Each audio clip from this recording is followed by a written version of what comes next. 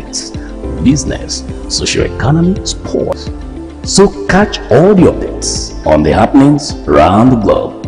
Stay focused on the fact today, only on ATN.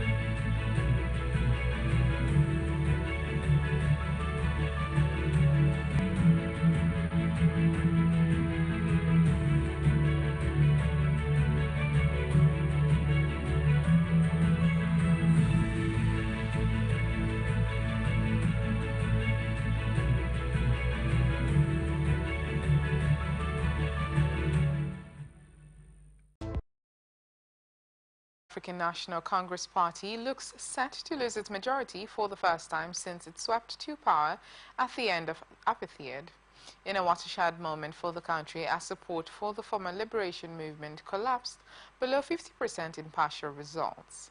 With 41.1% of votes counted on Thursday night, South Africa was on the precipice of an era of national coalition government.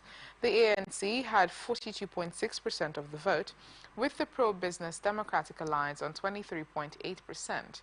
The Umkhonto we Sizwe party, launched in December by Jacob Zuma, was forced to resign as president of South Africa in 2018 amid corruption allegations, was on 9.9. Since then, he has waged a bitter feud with the current president, Cyril Ramaphosa, and his new party has upended the elections, even while Zuma himself was barred from running due to a 2021 prison sentence for contempt of court. Not far behind the MK was the Marxist-inspired Economic Freedom Fighters on 9.4%. If the final results of Wednesday's election are similar to early results, it would be a stunning blow for the ANC, which has led South Africa since it won the country's first fully democratic elections under Nelson Mandela in 1994. While the hollowing out of many state institutions during Zuma's presidency from 2009 to 2018 ate away at the ANC support, it was still able to secure 57.5% of the vote in 2019 national elections. South Africa's mood has worsened since amid rising unemployment, water shortages, and power cuts that have lasted up to 10 hours a day, and it may be this that final cost the ruling party its majority. Partial results from South Africa's parliamentary election reappeared on the Electoral Commission's website on Friday after roughly 2 hours, during which the results page went blank due to an apparent technical glitch. When it came back up, the results page showed the governing African National Congress on 42.1% of the vote, with results in from 54.9% of polling stations. The opposition Democratic Alliance Party was on 23.7%, Umkhonto we Sizwe on 10.8%, and the Economic Freedom Fighters on 9.6%. The web page has been working seamlessly since the beginning of the count. Late on Wednesday, after the election took place, the data disappeared at about 0500 GMT and reappeared shortly at 0700 GMT. The Electoral Commission confirms that it has experienced interruption in the replication of data from its National Data Center and various results operation centers, it said in a statement. The data in the data center remains intact and the results. Israeli forces killed at least 12 Palestinians in a dawn airstrike on Rafah in southern Gaza on Thursday, and fighting raged in several other areas of the coastal enclave, Gaza medics said. Israel pressed on with its offensive on Rafah a day after saying its forces had taken control of a buffer zone along the nearby border between the Gaza Strip and Egypt, giving it effective authority over Gaza's entire land frontier.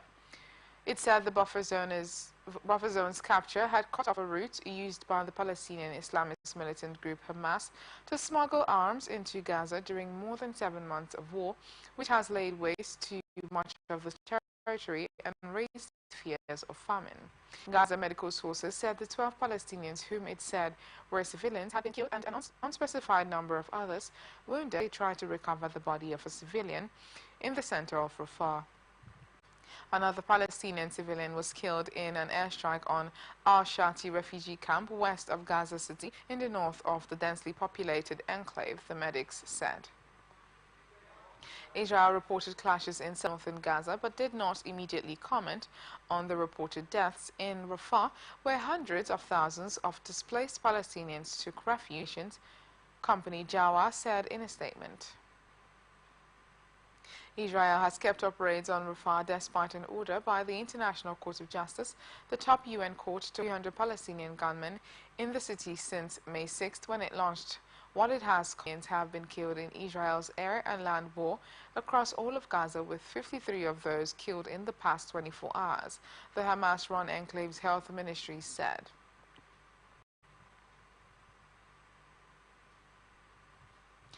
The Israeli military has lifted a ban on the sale of food to Gaza from Israel and the occupied West Bank as its battlefield offensive chokes international aid. According to Palestinian officials, businessmen and international aid forces launched an assault on the enclave's southernmost city of Rafah, the people said. The offensive against Rafah, a key gateway into Gaza from Egypt, has affected Israel is coming under mounting global pressure to ease the crisis as humanitarian agencies warn of looming famine.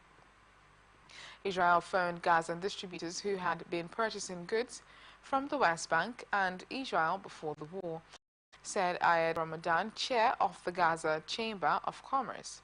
He told them it was ready to coordinate the pickup of goods. The centrist party proposed on Thursday a bill to dissolve parliament, showing the growing strains in Benjamin Netanyahu's government. Even if the Prime Minister has enough lawmakers to keep, Netanyahu agreed to a day-after plan for the Gaza war by June 8th. He threatened to quit the coalition if no such agreement was forthcoming, although the Prime Minister Netanyahu, who has long pegged his reputation on being a security hawk, has faced rising public discontent after the October 7 Hamas attack that happened on his watch. The Israeli offensive on Gaza since then has prompted international criticism, including from Israel's most important ally, the United States. Gantz joined Netanyahu's government shortly after the October 7 attack. As a member of the war cabinet, he has helped manage the Israeli offensive in Gaza, but strains have grown as the war dragged on. The 7th of October was a disaster that requires us to go back and get the people's trust, establish a broad and stable government to lead us safely through the tremendous challenges in security, in the economy, and most important in the current session, she said. Netanyahu's Likud responded by saying that disbanding the government would hurt the war effort and deal a fatal blow to efforts to free over 120 hostages still being held in Gaza, since the Netanyahu for dismantling. Together we are victorious, or you continue alone with the method of divide and rule, it said.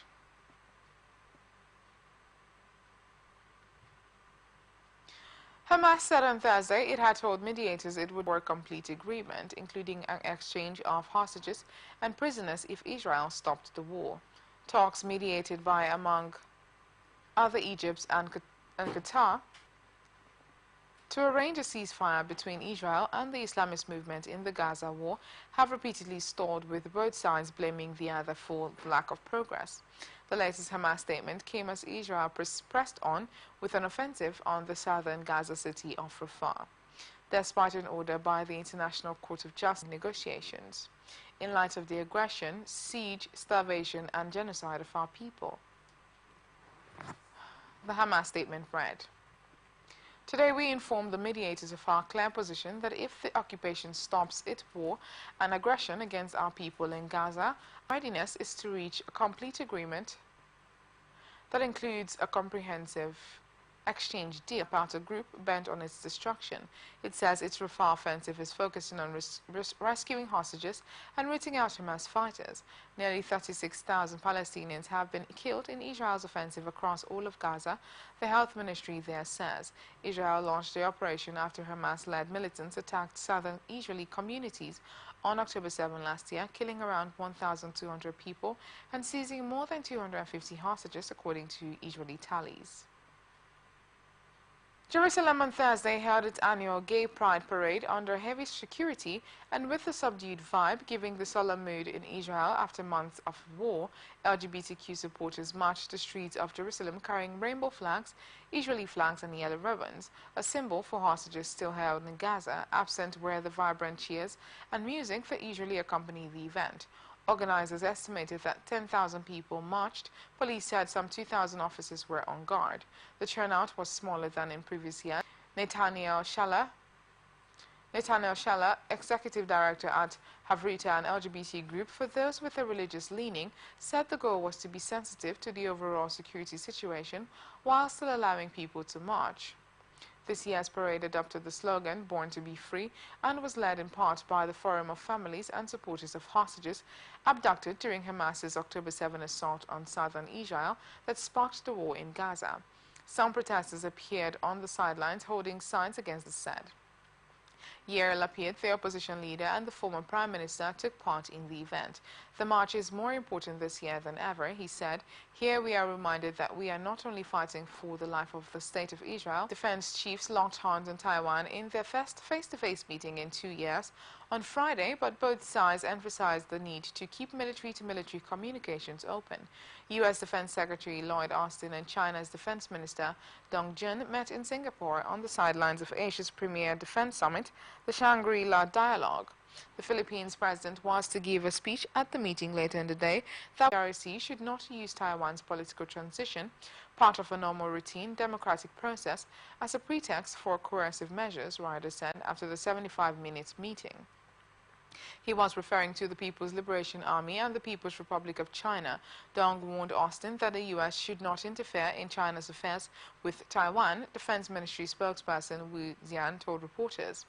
The U.S. approach to Taiwan violates commitments made by the United States and sends the wrong signal to separatist force in the Taiwan. The importance of keeping military-to-military ties open, and the senior U.S. defense official, speaking on condition of anonymity, said the meeting marked an important step in opening lines of communication.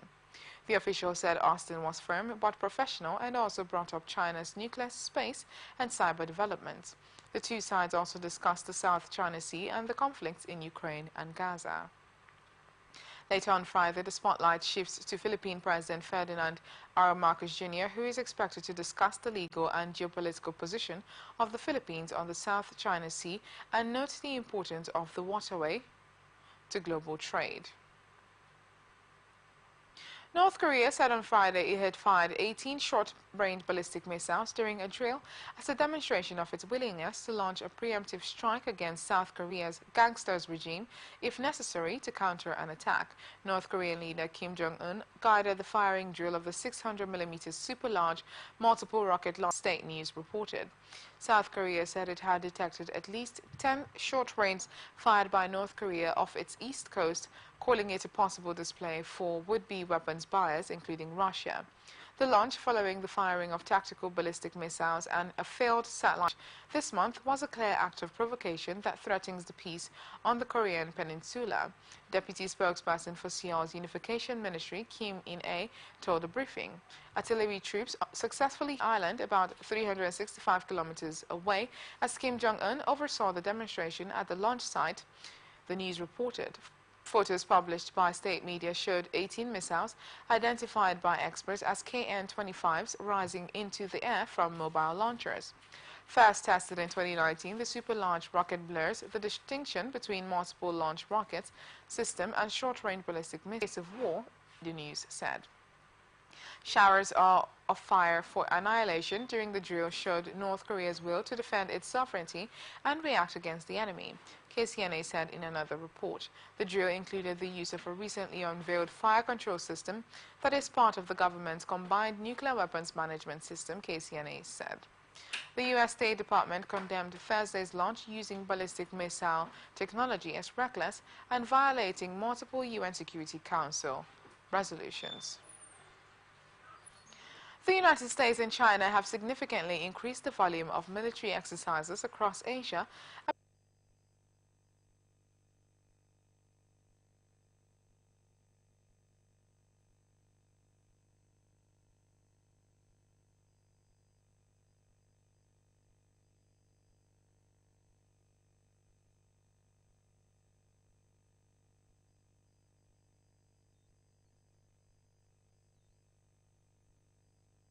Strategic diplomacy.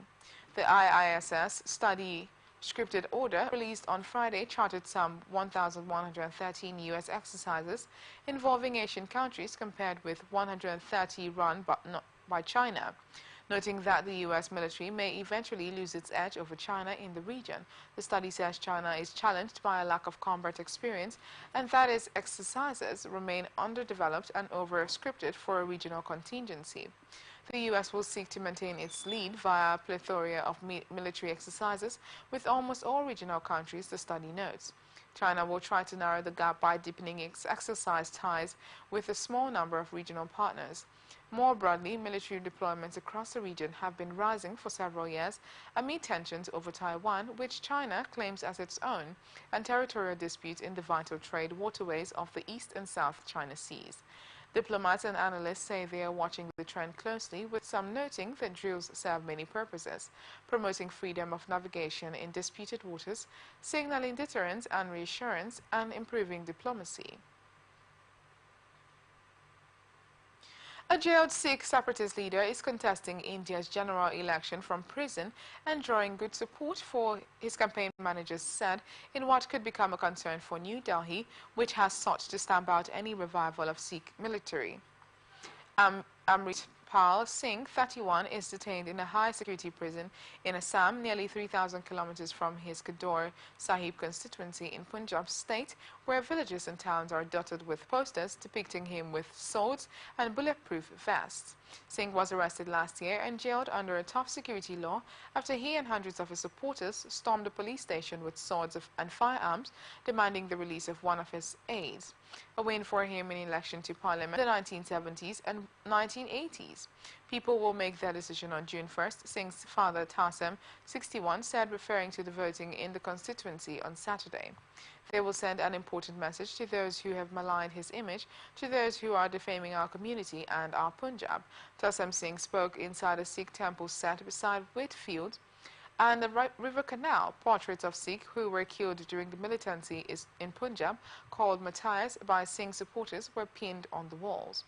Sikhs are the majority community in Punjab, but they constitute just 2% of India's 1.4 billion people. Sikh militants began agitating for an independent homeland in the 1970s, but the insurgency was largely suppressed by the early 1990s with harsh crackdowns. However, Sikh separatism has made global headlines in the last year as Canada and the United States have accused India of being involved in assassination plots against Sikhs in those countries, charges New Delhi has denied. Singh said in a 2023 interview that he was seeking a separate homeland for Sikhs and the people of Punjab, where the religion was founded more than 500 years ago.